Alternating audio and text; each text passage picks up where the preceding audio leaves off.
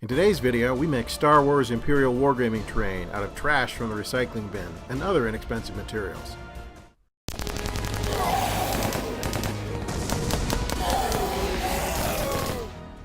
So recently we tried an experiment where we took some architectural looking pieces of plastic out of the recycling bin, from a thrift store, from Home Depot, things that were not expensive at all, and tried to see if we could turn them into usable terrain for games like Star Wars Legion, Star Wars Miniature Battles, Star Wars Miniatures, or even independent games like Rogue Stars or Starport Scum that kind of have a space opera theme.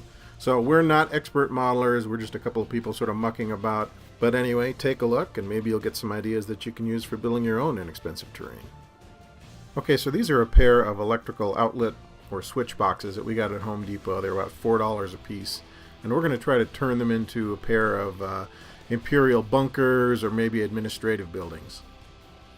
Okay, these are 2-inch styrofoam balls that we got from Hobby Lobby, and we're going to go ahead and glue them to the top of some single-serve Yoplait yogurt containers. I like these yogurt containers because they're not perfect cylinders. They're wider at the bottom, they kind of taper up to the top, and there's little notches around the lip, which makes them look like kind of a cooling tower or maybe some sort of observation platform. We could have put a flat circular top on top of the Yoplait bottles, but we opted for spheres instead, which makes them look sort of like an advanced radar tower or maybe a Command and Conquer style Tesla coil. These green kitchen containers were 50 cents a piece at the thrift store, but when you turn them upside down, they kind of look like mysterious pylons, so that's what we're going to use them for. Here's a small takeout container from Noodles & Company. We thought it looked like some sort of industrial fan or turbine. Our color scheme for this project is going to be primarily dark gray, light gray, blue, and black. Whenever possible, we're going to try to mask off and spray large areas, and we're going to try to use the original color of the material whenever we can. Now that we have all of our terrain pieces masked off the way that we want, we're going to hit them all with a coat of Rust-Oleum aged metal light gray spray paint. That piece up front, that one that looks kind of like a building, that is actually a chicken wing container from the Walmart deli. Okay, so here's how our homemade terrain pieces are looking after the first pass with a spray can. I will say that some of the items turned out to be a little more phallic looking than we had originally intended. What are you going to do? Most of this stuff's looking pretty good, so we're just going to add some paint and details now and see how they all turn out. Okay, we're going to run through our next steps pretty quickly here. So now I'm taking some masking tape and putting it on the switch box and our plastic pylons. We're going to give them another coat of spray paint, a darker gray this time to make sort of a two-tone effect. I'm going to run a little bit of mask around the noodle container that's acting as our turbine. I'm going to do a blue wash there, just give it a little bit of color and get that wash into those little indentations. Going to paint some blue stripes on the chicken wing container to make it look like windows. There's some handy indentations there that are just great for getting a little paint in. We're going to do a little bit of black dry brush on these vent-like areas on each side of the windows to help them stand out a little bit. And then a little blue dry brush on the dots on the top of the container just to kind of cut through that black, and then do a little bit around the rim too.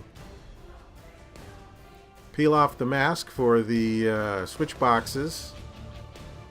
Paint the tops of the plastic pylons a nice Imperial blue. Paint a little black around our Tesla coils. Nothing subliminal here. Paint some windows in our bunkers, a little bit darker blue. Kind of paint in some of the, I got some places where the paint peeled a little bit from the mask, and so I'll just kind of cover that up with some battle damage, and then get in there and do some dry brushing on the edges to cover up any errors or mistakes. Do a little black wash to kind of get in there in the nooks and crannies and create a dingy look. So we decided to go with copper spheres on top of our Freudian radar tower here, and that seems to contrast pretty nicely with the black and the dark gray. Now I'm using a little sponge here to put a little rust paint around the black battle damage to kind of make that stand out a little bit more, and that's a pretty good technique. That works pretty well, and it's easy to do. Give everything a nice black wash so it's all consistently dingy. There's a look at our towers. And here I like the sponge technique so much I'm going to use it here on the chicken wing container to kind of give it some battle damage as well. And might as well go all out and we'll do some battle damage on the turbine and give it a black wash as well. Well, we hope you enjoyed our attempt to take food containers and other plastic bits and repurpose them as Star Wars wargaming terrain. I think it was at least partially successful. We certainly learned a lot, and this is stuff that we're going to use. You'll see these and other homemade terrain pieces pop up in future Skirmish Wargames battle reports. And by the way, if you enjoy our content, please subscribe to our YouTube channel or visit us online at skirmishwargames.com.